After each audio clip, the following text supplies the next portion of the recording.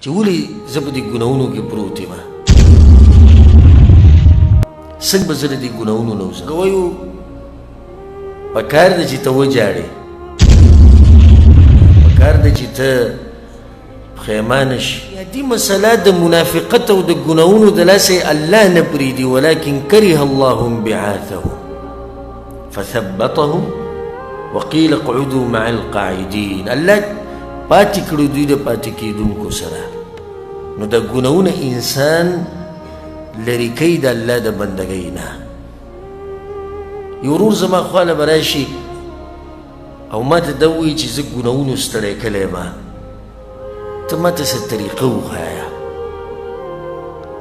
جواب ډېر اوږد جواب دی خو زه به ته مختصر بیانوم زه یم بلکل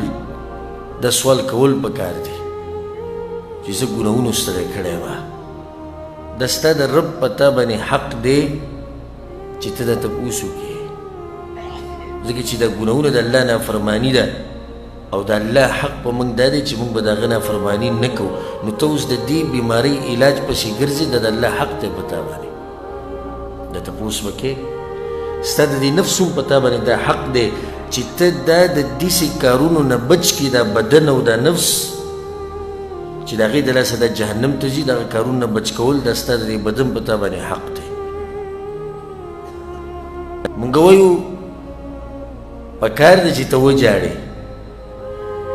پکار دی چې ته ویرېږې د الله د یېرې نه پکار دی چې ته پښیمانه شي د الله نه حیا چې ولې زه په دې ګناهونو کې پروت یم څنګه به زه له دې ګناهونو نه وځم خو شیطان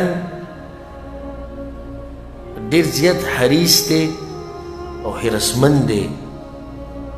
غواړي چې ته په دقه توره پاڼه کې پاتې شې د ماضي په دې تورو پاڼو کې